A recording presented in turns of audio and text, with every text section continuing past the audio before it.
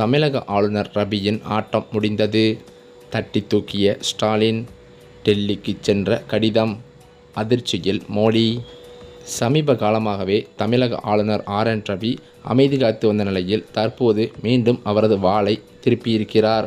அதாவது தமிழக அரசுக்கும் ஆளுநர் RN ரவிக்கும் மோதல் போக்கு நிலவி வந்த நிலையில் தற்போது அது மீண்டும் சூடுபிடித்திருக்கிறது. இந்த நிலையில்தான் தமிழ்நாடு அரசு கல்வி நிலையங்கள் தொடர்பான ஆளுநர் RN ரவியின் கருத்துக்களுக்கு சமூக வலைதளங்களில் நெட்டிசன்கள் கடுமையான எதிர்வினையாற்றி வருகின்றனர்.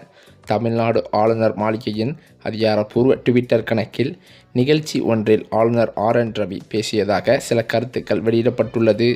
அதில் தனியார் நிகழ்ச்சி ஒன்றில் பேசுகையில் ஆளுநர் ரவி தேசிய கல்விக் கொள்கையை இந்தியாவின் கல்வி நிலப்பரப்பை அடிப்படையில் மாற்றியமைத்த ஒரு திருப்புமுனை தருணம் என்று பாராட்டினார்.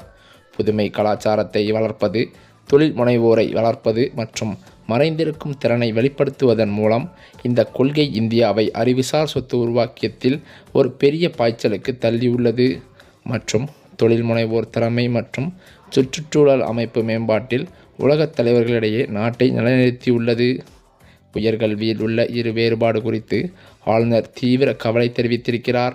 தனியார் மற்றும் நிகர்நிலை பல்கலைக்கழகங்கள் நாட்டின் சிறந்தவற்றுடன் போட்டியிடும் போது மாநில அரசு நடத்தும் பல்கலைக்கழகங்கள், கல்லூரிகள் மற்றும் பள்ளிகள் தொடர்ந்து சரிவில் இருக்கின்றன.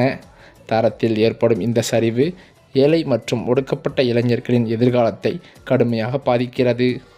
அதே சமயம் ஆளுநர் ரவிக்கும் தமிழ்நாடு அரசுக்கும் இடையேயான மோதல் போக்கு என்பது தொடர்ந்து நிலவி வருகிறது. பதவிக்காலம் முடிந்தும் ரவி ஆளுநராக தொடர்ந்து வருகிறார். இந்த நிலையில் கடந்த சில நாட்களாக சைலண்ட் மோடில் இருந்த ஆளுநர் தற்போது மீண்டும் மாநில அரசின் மீதும் கல்வி அமைப்பின் மீதும் குற்றம் சாட்டியுள்ளார். பல்வேறு சர்ச்சைகளை எதிர்கொண்டு வரும் தேசிய கல்வியை பாராட்டியுள்ளதோடு நாட்டிற்கே முன்மாதிரியாக இருப்பதாக கூறப்படும் தமிழ்நாடு அரசின் கல்வி அமைப்பை ஆளுநர் ரவி தரமில்லை என்று குற்றம் சாட்டியிருக்கிறார். இதனையடுத்து ஆளுநரின் பேச்சுக்கு திமுக மற்றும் கூட்டணி கட்சியினர் கடும் கண்டனங்களை தெரிவித்து வருகின்றனர். பாஜகவின் நிர்வாகியைப் போல் பேச வேண்டாம் என்றும் தேசிய அளவில் கல்வியில் தமிழ்நாட்டின் தரம் மேலோங்கி இருப்பதாகவும் மத்திய அரசு வெளியிட்டு வரும் தரவுகளே அதற்கு சான்று என்றும் களமாடி வருகின்றனர். இதற்கு ஏற்றாற் போலவே ஆளுநர் RN ரவியின் செயல்பாடுகளும் இருந்ததால் தமிழக அரசுக்கு சார்பாகத்தான் இந்த தீர்ப்பு வரும் என்றும் சொல்லப்பட்டு வருகிறது. அந்த வகையில் பார்த்தால் ஏற்கனவே தமிழ்நாடு அரசுக்கு சாதகமாக உச்சநீதிமன்றத்தில் தீர்ப்பு வரவிருப்பதும் குறிப்பிடத்தக்கது.